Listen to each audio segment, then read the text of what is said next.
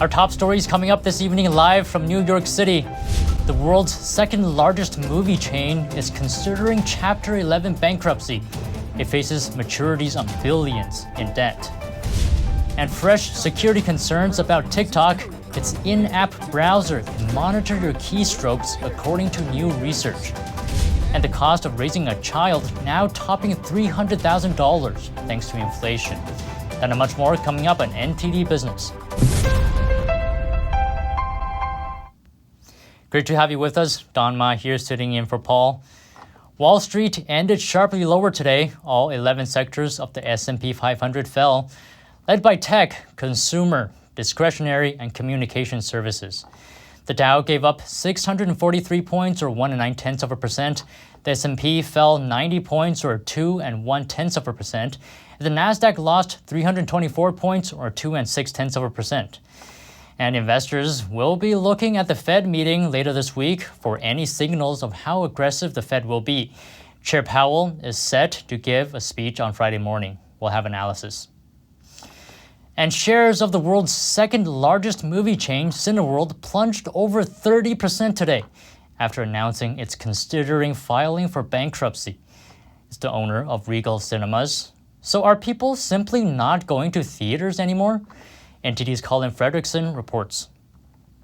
Cineworld, the world's second largest movie chain, is exploring Chapter 11 bankruptcy. Chapter 11 is a form of bankruptcy that involves reorganizing a business's debts. Cineworld is facing maturities on over $5 billion in debt. It appears that they borrowed too much, but I think they could get out of their liquidity issues. Alicia Reese is the vice president of equity research at Wedbush Securities. Reese says one big issue Cineworld had was its proposed takeover of Cineplex, a Canadian theater chain. Because this happened right before the pandemic, they had to cancel the deal and pay a big breakup fee. I think a bankruptcy will actually position them to not have to pay that. Reese covers many firms in the movie theater sector. She says Cineworld's potential bankruptcy is because of its own unique situation. I don't think it says anything about the industry, though. AMC, for a variety of reasons, has plenty of cash right now. Cinemark didn't materially worsen their debt situation during the pandemic, so I think they'll be absolutely fine. However, a recent poll shows movie theater attendance is far below historical norms. Between 2001 and 2007, Americans watched an average of 4.8 movies in theaters annually. Meanwhile, in 2021, they watched 1.4 movies. If you have something that feels like it needs that huge screen, that big, loud sort of sound system, that thing that makes people excited about going out to a theater to see. Chris Fenton was a production executive on Iron Man 3 and Looper, as well as the author of Feeding the Dragon, a book about American firms doing business with China. Fenton says there's a shift in consumer viewing habits. People are choosing between watching in a theater and streaming online. There's still demand for blockbuster movies. The question is whether people want to see them in theaters. The really mega hits were like the Marvel, DC, anything that had Star Wars, anything that had a built-in community, a massive community, those are the ones that took off and actually made money for both the studios and for the theater chains. Jordan Harmon is the president of Angel Studios. Harmon says it's up to the studios to build a community around their intellectual property before sending it to theaters. Colin Fredrickson, NTD News. Cineworld's rival AMC stock also plummeted today. It dropped 42%. And Ford is facing over $1.7 billion in damages over a fatal incident involving its F-250 pickup that left 2 people dead. A Georgia jury reached a verdict in the case. They determined that damages should be imposed on Ford for selling trucks that have dangerously weak roofs, which could crush passengers in a rollover accident. This verdict is believed to be one of Georgia's biggest in history. The 2 deceased are Melvin and Vonical Hill. They were driving a 2002 Ford F-250 when one of their front tires blew and the truck rolled over. The 2 were unfortunately crushed inside. A spokesman for Ford says while their sympathies do go out to the Hill family, they don't believe the verdict is supported by evidence and plans to appeal. Ford has issued 49 recalls this year, the most of any automaker. Ford stocks fell 5% today. And the Securities and Exchange Commission is gearing up to fine some of Wall Street's biggest banks, a whopping total of $1 billion. The bank's employees are accused of violating SEC rules. Specifically, they were not archiving communication records. Under SEC rules, traders are supposed to preserve client messages, but some were using WhatsApp and other messaging services on their personal phones where communication records could easily be lost. The SEC is targeting Bank of America, Barclays, Citigroup, Goldman Sachs, Morgan Stanley, and Deutsche Bank, among others. Regulators also worry that sending financial secrets over personal devices raises the risk of hackers breaking in. The fines are expected to be levied September 30th. A researcher is raising fresh security concerns over TikTok. He reports that the app has the ability to see and record every single letter you type on the keyboard when you're using the app. And TikTok could be doing this without you even knowing. NTD's Sean Marshall has the report. TikTok can capture a user's credit card information and passwords, according to independent privacy research by developer Felix Cross. He found that when users access a website through the TikTok app, the browser uses code that could enable it to monitor a user's keyboard input and screen taps, aka keylogging. Cross believes that TikTok has the greatest privacy risk compared with other major apps because it can access a broad scope of user data, and it does not offer users the option of using other browsers to open web links. Are people not using TikTok seriously enough? I spoke with Bob Bilbrook on the subject. When you take in account that our own government is telling us not to use the app because they feel there's data breaches and security issues with it, it becomes pretty concerning. Couple that with most of the users, in the U.S. are kids on TikTok. Bilbrook mentioned all that information, along with videos of home and businesses, could provide TikTok with endless amounts of data. Those endless data sets, could not only perform a pretty rounded profile of a person from just usage data, but also just their surrounding areas and, their habits of where they're at certain times of the day, or other data that could be, derived from that. TikTok claims the JavaScript code highlighted by the research is used only for debugging, troubleshooting, and performance monitoring to optimize the user's experience. But in secret recordings obtained by BuzzFeed, a member of TikTok's Trust and Safety Department said in September 2021, everything is seen in China. Sean Marshall, NTD News. When you deposit your money at the bank, they always tell you that the money is insured by the FDIC. This is a guarantee from a federal agency that your money won't be lost if the bank fails up to a certain amount. While some major crypto exchanges are also claiming the same thing for some of their crypto products, but the FDIC says they are lying to investors. The FDIC sent letters to 5 companies and they demanded the companies take down the false and misleading statements. The 5 companies include FTX US, CryptoNews.com, CryptoSec.info, among others. FTX US is the American branch of FTX, which is the 3rd largest crypto exchange in the world, behind Coinbase and Binance. And the cost of raising a child through high school has, you guessed it, gone up thanks to inflation. For a married middle-income couple, it now takes an average of over $310,000 to raise a child born in 2015 through the age of 17. That comes out to more than $18,000 a year on average. The Brookings Institute came up with the estimate. It's based on numbers from the U.S. Agriculture Department. The price tag includes a range of child expenses, including food, healthcare, clothing, childcare, and other activities. By comparison, the total child raising cost in 2015 was around $230,000, according to a government projection.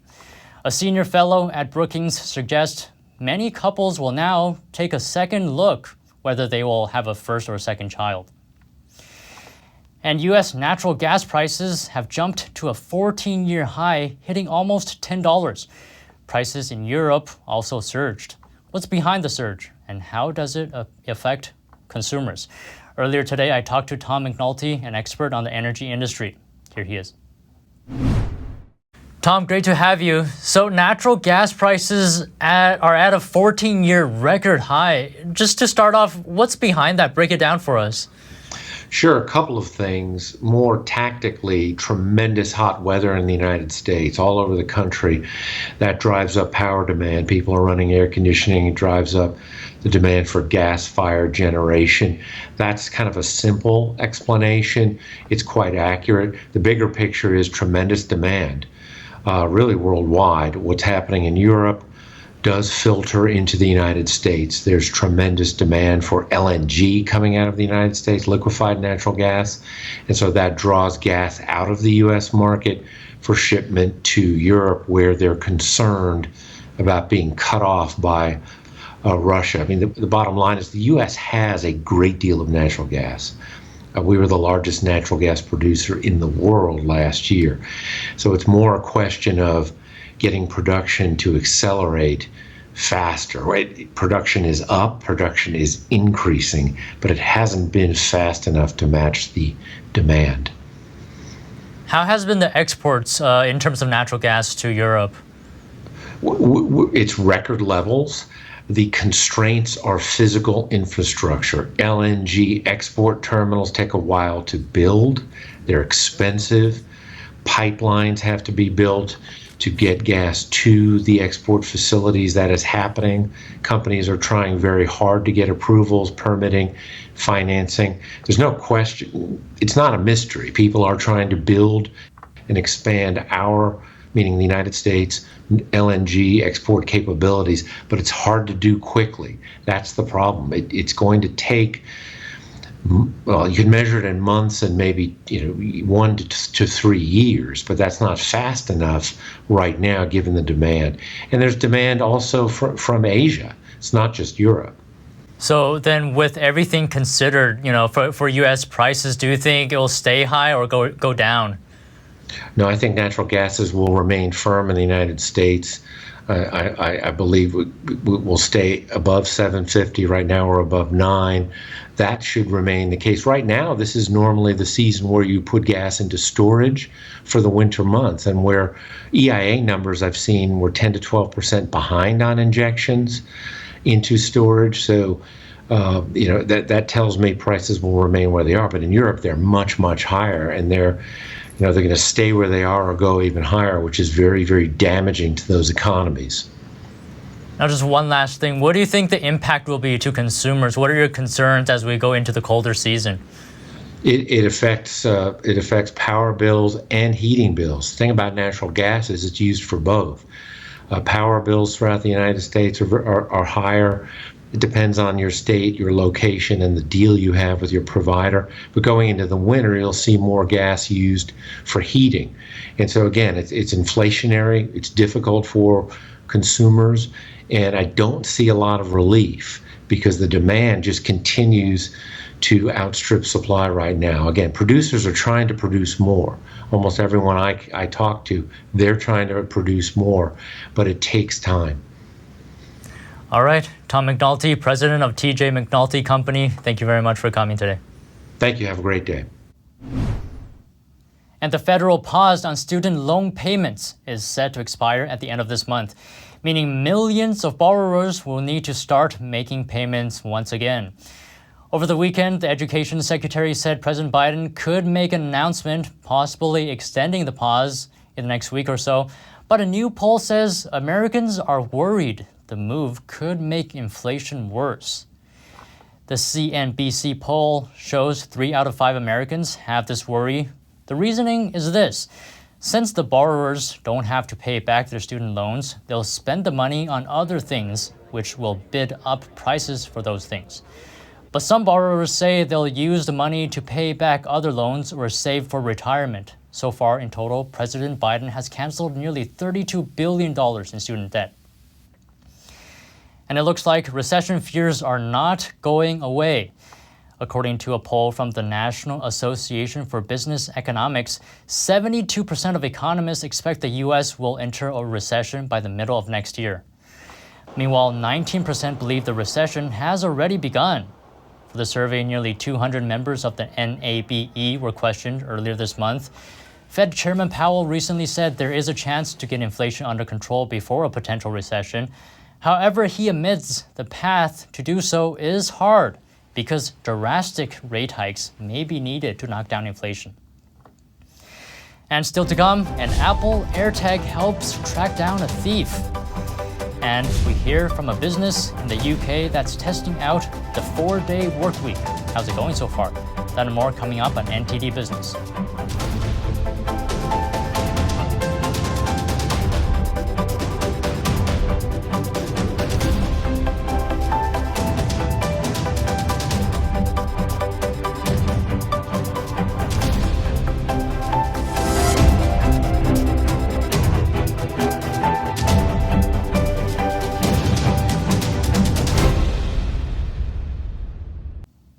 Welcome back. A Florida airport baggage handler accused of stealing from luggage was caught with the help of an Apple Airtag.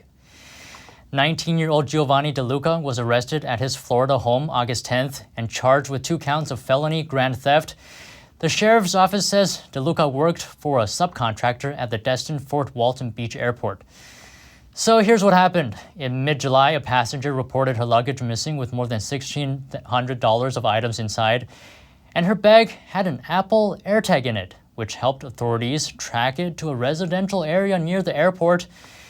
On top of her report, there was another report on August 9th of stolen items by DeLuca. So authorities, by cross-referencing the 2 incidents and airport employees, they were able to find DeLuca at his home with some of the stolen items recovered. And AirTags are tracking devices that you can attach to your personal items. For example, you can attach them to your keys. And if you ever lose your keys, the AirTags will be able to let you see the geolocation of the keys. And in the Chicago skies, planes dove, dipped, looped, and roared as the city's air and water show made its post-pandemic return. The show featured the Navy Blue Angels flying team as the Army's Golden Knights parachute team F-22 fighter jets roared overhead, and the P-51 brought a piece of World War II history to the city. Spectators packed the viewing grounds below high and low flying planes. They came out undeterred by the threat of rain and storms that hovered in the weekend forecast. A shower brought Saturday's festivities to a temporary halt and also delayed the start of Sunday's festivities. Knocking some events off the schedule, but the audience attendance was around 2 million. That's compared to the last full show held in 2019. The Chicago Air Water Show's website says it's largest free show of its kind in the United States. And actor Idris Elba went up against Brad Pitt at the box office. And who won? It turns out neither. Here's the early estimates for the weekend top 5 films. Excuse me, sir. DC League of Super Pets fell to 5th place on ticket sales of $5.8 million. $5.9 million gave Top Gun Maverick 4th and a domestic total of $683 million, passing Avengers Infinity War for number 6 all time. Bullet Train slowed to 3rd in its 3rd weekend, grossing $8 million. Idris Elba and Beast opened in 2nd place. The adventure thriller made $11.6 million. A super start for Dragon Ball Super Superhero. The latest movie in the Japanese animated franchise easily topped the chart, debuting with $20.1 million. A new term, quiet quitting, is trending on social media. It essentially means no more coming into work early or working overtime at your job without extra compensation. Last month, a TikTok video on quiet quitting went viral and now has more than 8 million views. When it comes to working at home, quiet quitting means turning off the laptop after your job's scheduled hours. The trend is popular especially with Gen Z workers as they look to reassess their lives outside the workplace. Many in the UK are hoping to usher in a new work era. Thousands tested the 4-day work schedule this summer. Let's take a look at one company that made the change. Red means don't disturb. This traffic light system just one of the ways this London PR firm is trying to squeeze 5 days' work into 4. That was the single most transformative thing for us. People put the light on red, you have to respect it. 70 companies across the UK are now more than 2 months into this experiment, moving staff to a 4-day week, but keeping their pay the same, in the hopes that they get the same amount of work done as before. Here at Unity, there are now clear limits on meeting times and strict handovers required, so that half the team can get Mondays off and half get Fridays. We were in the middle of the pandemic. I was so afraid for myself, but also for the team, that we were just burning out really, really quickly. And I started thinking about ways to help with this. Okay. It was a rocky start. We missed things, people didn't sort of communicate well with each other. For the team, though, those early challenges were worth it. My mental health is honestly so much better. I feel like I'm a better friend on my 5th day, so I feel like I have more space to be there for my friends and be there for my family. Critics, though, have previously argued the 4-day week would end up raising costs for business, especially public services like healthcare. Here at Unity, they say there's another advantage. It's helping attract talent. Recruitment was really difficult, and now we're absolutely inundated. We get more offers every week from people coming to us than we could ever possibly use. She admits it's still too early to know if staff will continue to produce the needed work in less time. But the hope is it could become permanent. And maybe one day, the boss will get a day off too. If a lack of internet access was keeping you from climbing Mount Kilimanjaro, well, now you have no excuses, because high-speed internet has been installed by Tanzania's information ministry to serve climbers on Africa's tallest mountain. It's designed for those adventurers who feel that if they can't post themselves summiting on Instagram, it's like it never happened for them. Right now, the coverage is good up to 12,000 feet, which provides coverage about 2/3 of the mountain. Plans to extend the coverage to 19,000 feet are in place for the end of the year. The move has been welcomed in Tanzania as a boost to tourism. And that's the latest from the NTD Business team and myself, Don Ma. You can follow me on Twitter too. And if you have any news tips or feedback for the show, you can email us at business@ntd.com. That's all for today. Thanks for watching, and we'll see you tomorrow.